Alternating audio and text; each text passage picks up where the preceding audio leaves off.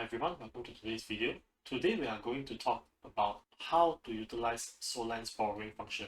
So in my previous video, we touched about how to use Solend in general by supplying coins, and then you can borrow coins, withdraw coins, and repay coins. Okay, and that there are rewards to be earned when you do this. Okay, but there'll be this question that what can we do with the coins that we borrow? Just offhand, there are a couple of things we can do. So in today's video, I'm going to talk about longing coins that you believe will increase in value. Alright, so of course, we have just experienced a huge crash in the general prices of cryptocurrency. So many of these coins, the value are not rock bottom, but they are definitely lower than what it has been, 1 week ago. So I personally feel that some of these coins, the value will rise. So when you feel that the value of the coin will rise, it means that you are long on the coin. On the other hand, if you feel that the value of this coin will be dropping, then you are going to be short on this coin, right? So now, for those who are new, you know the difference between long and short. Okay, so we are going to be explaining how we long a coin in this video using Solend. Of course, you can do it the traditional way by just buying the coin, holding onto it, and when it increases in value, you can sell it. Okay, so that's the traditional way of doing it. You can do it in any of the exchanges. Okay. However, for Solend, there's a lot of leveraging that can be done, and there are a few benefits to using Solend to do this. Okay, firstly, when we supply coins to Solend, we earn some interest, okay, by supplying these coins. Okay, then when we borrow coins, we will pay interest, but we will earn Solend rewards. Okay, so Solend actually pays you to both supply and borrow. Right? So if you're just supplying coins to Solend, you only earn the liquidity mining once. Okay? You have to borrow from Solend to actually maximize the amount of Solend rewards that you can possibly earn. Okay, so by supplying to the maximum you can and by borrowing close to the limit, this is how you maximize your liquidity mining rewards. Okay, now, of course, if we are just supplying, borrowing, and supplying it, the coins that we borrow again, it's called folding. So it doesn't really do anything much apart from generating higher liquidity mining rewards. Okay, so what we want to do is we want to add an element of appreciation as well. So instead of just holding stable coins, first, if you're doing stable coins, it will be wiser to supply and borrow a different coin. Why? Because if you supply USDC and you borrow USDC, you can be sure that the borrow interest is definitely going to be higher than the supply interest 100% of the time. Whereas if you're doing it for different coins, sometimes the supply interest for USDT may be higher than the borrow interest for USDC, and vice versa. The supply interest for USDC may be higher than borrow interest for USDT at times. Okay, so there will be times where you actually make more interest by supplying than borrowing. Okay, so it's actually you actually pay a lot less interest than supplying and borrowing the same coin.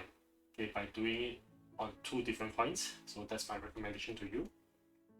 Okay, today we are just going to show you how we long a coin on Solend. It's not financial advice. We are just trying to show you how to utilize the system to hold a coin that you are long on.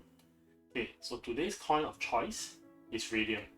Okay, because there's a lot of utility for Radium. You can actually stick them in Radium, but that's for another video. Alright, so that's why you have a higher APY, because a lot of people actually use Radium. So I personally believe that the value of Radium should be between 960 to 1060. So I am long on this coin. I believe the price of this coin will rise. One way I can do this is to just withdraw USDC and just buy the Radium and hold on to it. But we are not going to do it that way in this video. So as you can see, I have supplied quite a bit of USDC here, and I have also borrowed quite a bit of USDT. So all these USDTs, they are somewhere else. Okay, so how it works here is we will borrow. I intend to borrow USDT. Okay, I'll borrow USDT. So let's see what's the maximum I can borrow. Let's say 90 USDT. If I borrow 90 USDT, I can possibly buy maybe 9 Radiums. Okay, and then I will supply this radium back to Solend. Okay, so while waiting for radium to appreciate in price, I will be earning the supply interest, which is a lot higher than the borrowing interest that I'm paying for the USDT. Okay, so the risk here is that if radium falls, then of course we'll be facing the consequences arising from the fall in value of any coins that we're holding, i.e. the fall in your liquidation threshold and things like that.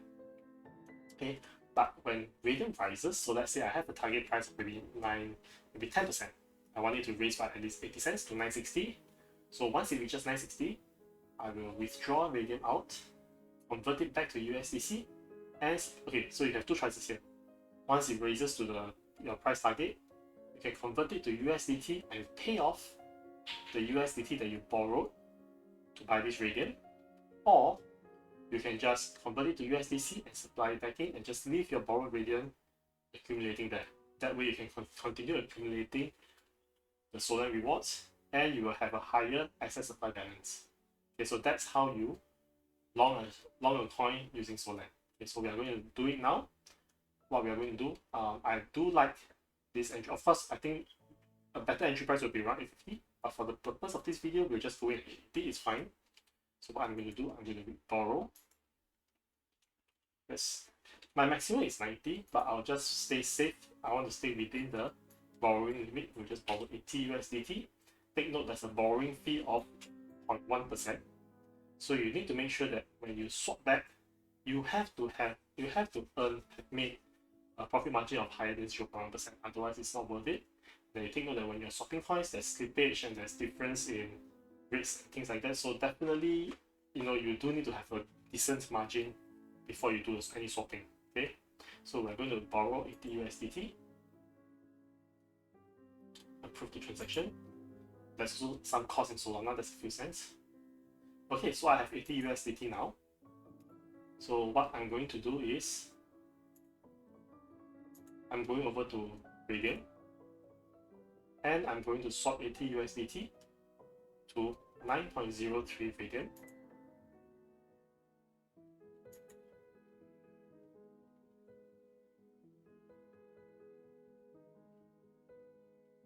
Okay, and then now I have this Radium here. Refresh it. I'm going to supply my Radium back into. Okay, let's cancel this first. So now you can see that after borrowing the 80 USDT, I'm like 99.43 of my borrow limit. So by supplying the Radium back, I can decrease that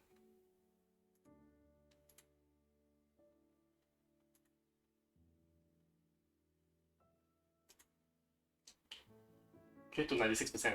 So you can, if you want, you can borrow USDT to rinse and repeat again. But of course, this time you can borrow less. But I'm not going to fall into so many layers this time around.